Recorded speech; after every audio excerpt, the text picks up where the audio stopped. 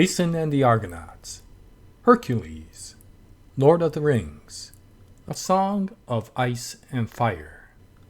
Throughout the history of entertainment, the theme of fantasy and adventure, where a hero or a group of them are pitted against a dark and evil adversary, was one of great popularity and interest. And even in the manga world, such themes are very prevalent in the most recent titles, such as Overlord, or Rising of the Shield Hero, or Black Clover, or The Time I Got Reincarnated as a Slime. Moreover, with the recent popularity in web novels and independent comics, this theme has unfortunately exploded into becoming a meme topic and a point for lazy writing.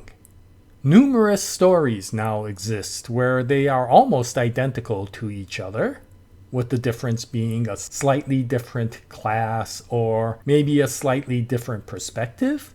But overall, the hero versus evil trope has become extremely overused, with various amateurish writing that often has titles that are just as long as the story themselves, titles that are like, I was reincarnated as a useless hero, but I found out my trash skill of content creation was the strongest, and now I have a huge harem, and I am a hero everywhere, including the demon world, yada yada yada. Yeah, those types of titles actually do exist. And because these stories become somewhat cookie cutter, it has become a point where readers have become somewhat tired of this particular trope, which is unfortunate because this theme is quite interesting. Now, within all of that chaos, there has silently come in a story that is quite unique amongst all of these many cookie-cutter stories out there, and has earned a tremendous supporting fandom of this story. And now with the scheduled release of the anime in autumn, I just wanted to bring light to this particular comic. And the comic is called Soso no Frieren, or Frieren Beyond the Journey's End. So this is a manga that I didn't find myself.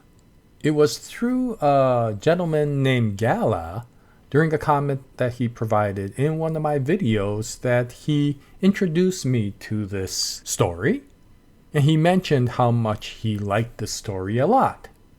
And so that piqued my interest, and I started reading it. And to be honest, in the beginning I was like, yeah, this is kind of nice. And I didn't appreciate the story as much as he did in the beginning.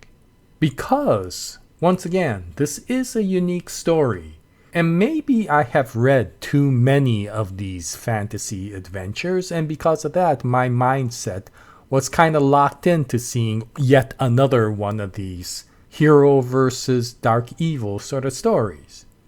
But the uniqueness of Frieren eventually does come out. And what makes the story really interesting is not the fantastical that we see in many fantasy adventures. It is escapism, but not in the way that you think. If you're thinking that this is another hero that will go actioning into battle with ogres and dragons and having epic struggles going on, that is not the point of the story. But I guess this is the best way to say it. If you have enjoyed stories like Lord of the Rings or any of the comic mangas with regards to heroes that have defeated the Demon King, for example, and the story ends and you wonder, I wonder what really happened to them after this story, then Frieren may actually be a story you may want to read. Because not only does this story happen after they have defeated the Demon King, but in fact the very first chapter occurs during the funeral of the hero. And that sets up the completely unique perspective to this very classic theme that you often see. I have quoted titles of many stories and mangas that follow this fantasy adventure theme, and none of them really give the type of story that Frieren provides. If those stories focus around the Tolkien sort of writing style, this one focuses around the Hemingway sort of style.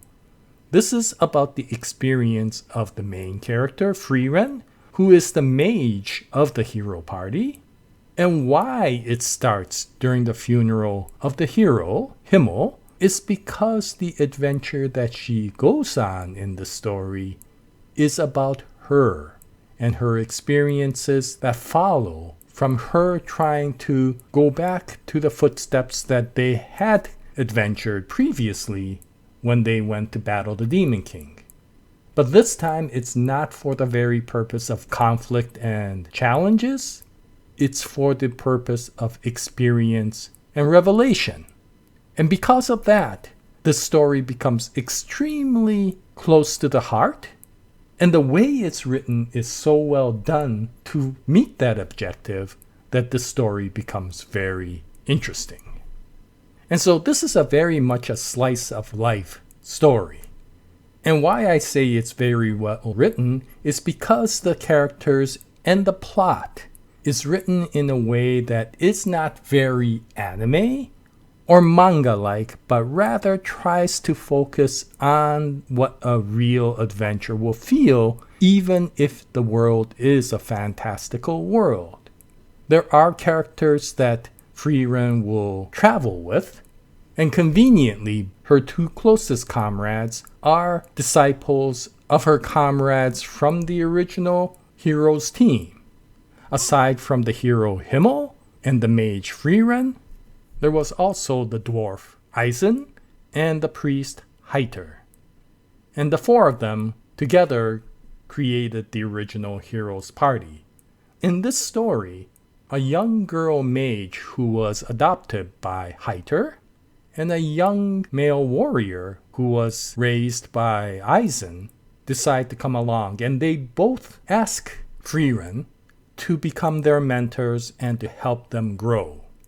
And why do they do that rather than to go on the adventure themselves and mentor them themselves? And that is because Frieren is an elf.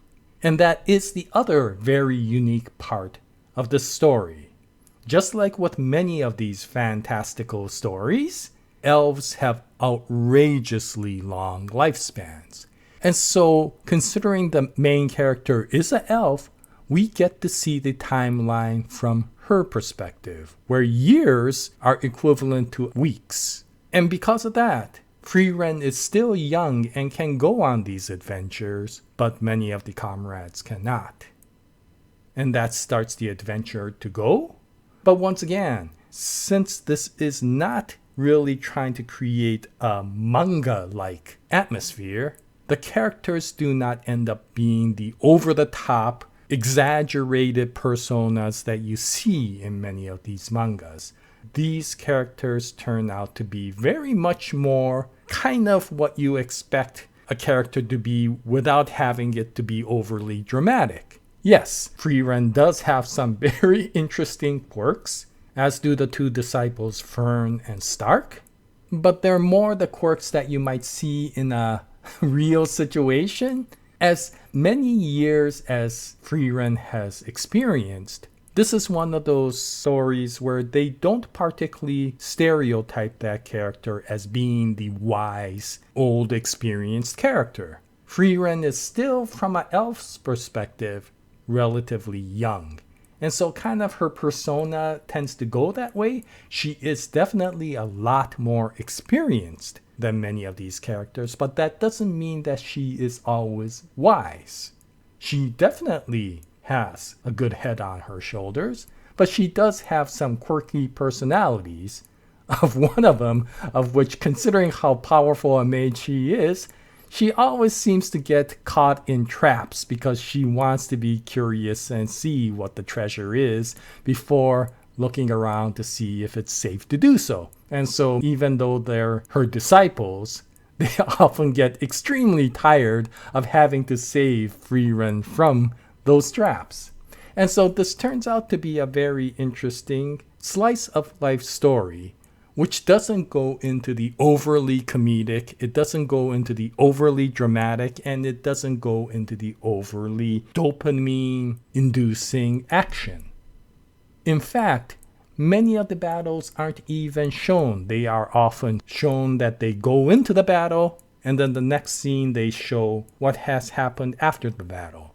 Because it isn't the battle that is interesting from the story's perspective. It is the experiences that these characters have and the interactions that they do with each other that is a lot more interesting to the story.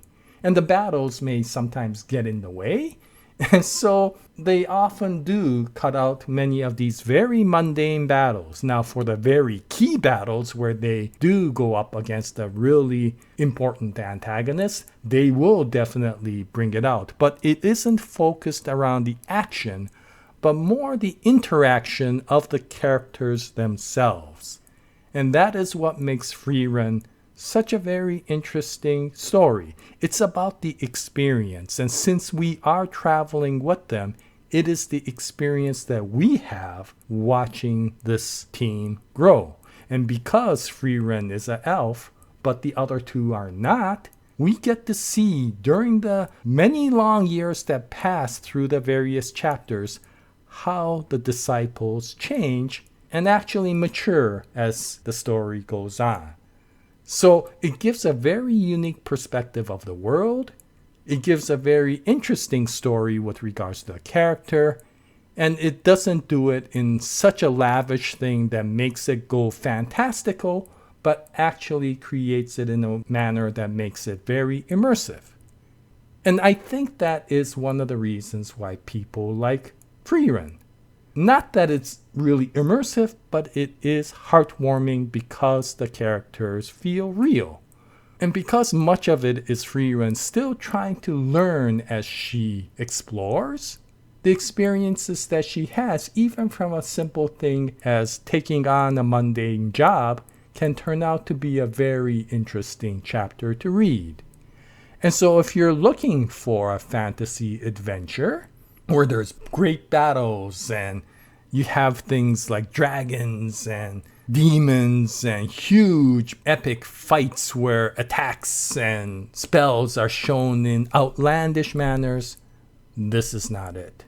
But if you ever wondered what it was like to travel, not just the battles, not just the difficult parts, but the human parts of a travel for a hero's party, then this is probably one of the only ones you will see. If any of you have ever watched the post-apocalyptic story called Girl's Last Tour, which also gives a very similar sort of perspective to the adventure, and enjoyed that story very much, then I got a feeling Frieren would be a very good story for you, because it gives that sort of story, but in this time in a fantasy adventure environment. And with the anime now coming out in this fall, I am really looking forward to seeing how the anime expresses this. Because since this is a very immersive sort of story, as much as I don't particularly need to see the huge actions that come out, although it will be interesting to see it every once in a while, it is how the anime, using the music, using the voice actors, portrays that character, that feeling of exploration that you may encounter as this goes along. Now, with regards to the anime, we don't know too much of who will be doing the voice acting, with the exception of the main character Frieren, who will be voiced by Tanezaki Atsumi. And that will be very interesting because she is a very strong actress. I have enjoyed her performances in other animes, and probably the most notable role that she has done recently is that of Anya Folger in Spy Family. And so it will be interesting to see how the voice of Anya will be modified to represent somebody like Frieren. And I will be looking forward to seeing how she performs this role, as well as who will be coming out to take the roles of Himmel, Eisen, Heiter, Stark, and Fern. And so that is the introduction to Frieren Beyond Journey's End. If you have read it, what do you think about it? If you're waiting for the anime, what do you want from it? Any comments that you could leave will be greatly appreciated. And if I come across other interesting animes or mangas, I'll bring out another video and I hope you join me at that time. But thank you very much for watching this video. And until the next one, happy manga reading, happy anime watching, and as always, Jaya, nice day everyone.